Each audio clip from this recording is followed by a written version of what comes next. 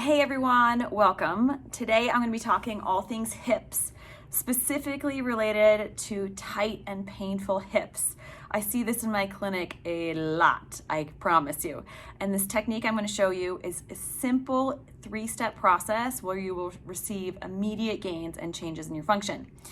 And I wanted to share that with you. So we are going to take a look at our model and do a little anatomy light lesson. It'll be brief, but it will orient you to what we're going to be working on, where and how it's going to function for you. So here we have our spine coming down that attaches to our pelvis, right? Think about those waist bones, that is the top of those pelvic bones, right? And then down below, you've got your glutes right here. So we typically think about glutes in terms of the larger glute max muscle. That muscle is removed here. What we're going to talk about today are the layers behind that glute max. So you can see we've got our glute med, glute min, and then we also have some of these deeper hip rotators. A lot of you have probably heard about the piriformis muscle. And some of these muscles run kind of horizontally as well as at an angle. This area I kind of talk to my patients about. It's kind of like your back pocket area, right? So of your jeans, you put your hand in your back pocket. A lot of those go kind of right in that area. And these are the deeper hip rotators. And I have found with my patients that so many of them have tight hip muscles in this posterior area that can contribute to back pain, hip tightness, sciatica. It changes the way that your knee functions, even your foot and ankle. And so it does have impacts up and down the chain, which is a little bit more than we'll talk about today, but just note that it can have implications for other areas of your body. So that is our anatomy light lesson. Now come join me on the wall, because feeling this technique as we talk about it is one of the most important factors. You need to feel it in your own body to understand what I'm talking about. So let's go. To perform this easy 3-step hip release, all we need is a wall and a racquetball. That's it. If you don't have a racquetball right now, grab yourself a tennis ball or something of the sort, and then order yourself some of these racquetballs. Consistently, I have found that the size and density of these racquetballs are better at releasing and accessing my patient's hip rotators than a lacrosse ball or tennis ball. Too hard, too large. We need something that will be able to be soft enough to sink in, but engage those tissues. Before we start the 3-step process, we always check function. So what is it that bothers you? Is it your lunges? Is it your squats? Is it bending forward? Is it a certain hip stretch? Check that right now, and then we're going to do the hip release. So an example of that might be, I like to check my hip motion with bringing my knee up towards my chest. I usually do this when I'm lying down on the ground. I check different angles towards the opposite shoulder, or I go directly across my body, and I check both sides, right? If you're in a crunch for time, you can treat just the side that's more tight. I like to balance it out. All right, so 3-step process is going to be find, soften, move.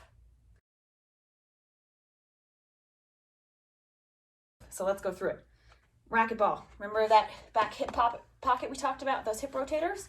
So you can put your racquetball here. I like to go a little bit to the side, and then you just place that against the wall.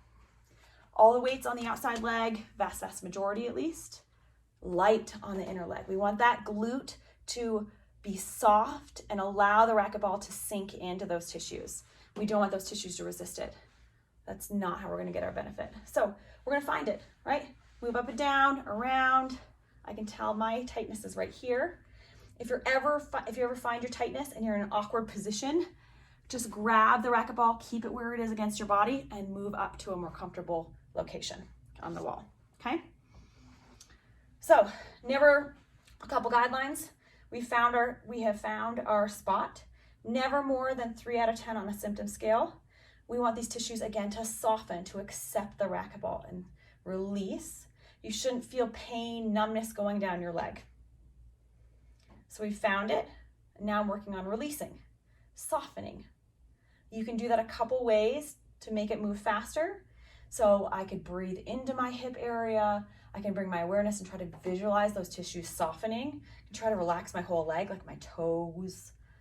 And I've softened, okay? It might take longer for you. I've been doing this for a while. The more you do it, the faster you will be able to get this to soften. You might even feel like, am I still on it? I can't tell. Good job, it's softened. All right, found it, softened. Now it's our movement. For this particular technique, It is the bug squash. Now this is the movement right here, like you're squashing a bug. But here's the deal. Quality over quantity. I don't want you just to blow right by it. That's not the point. You want to listen to the tissues where the racquetball is. Right there. That's where they start to engage for me, right? So I'm going to move in and out of this 10 to 15 times.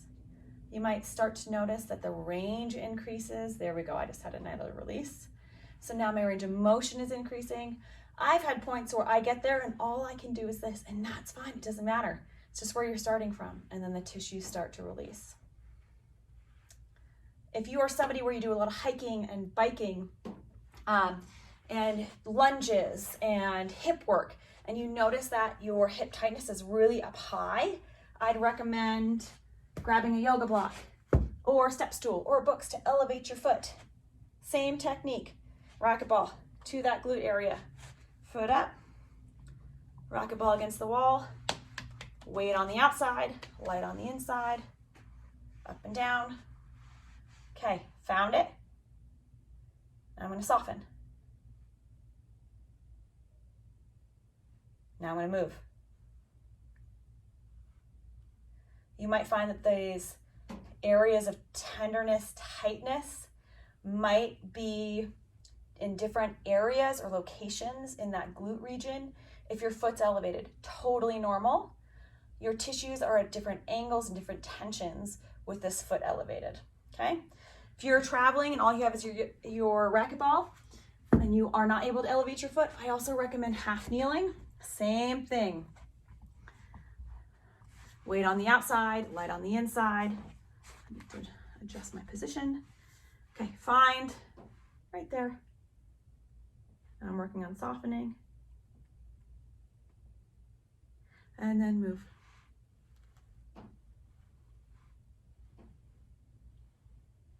There we go. Okay, 3-step process, easy, hip release, but let's check to see how effective that is. So go back to the movement that you were checking, whether it's your lunges, your squats, your hip stretches, knee to chest, knee across your body. That is looser for me. I typically like to perform these. I release these with the racquetball, and then I typically follow them with specific hip stretches. So stay tuned for other videos that you can follow up with this on specific hip stretches to stretch through these tissues that we've just released. I hope that this helps keep your hips healthy and loose and decrease your pain. If you have questions, just let me know and I'm happy to answer them. Thanks so much.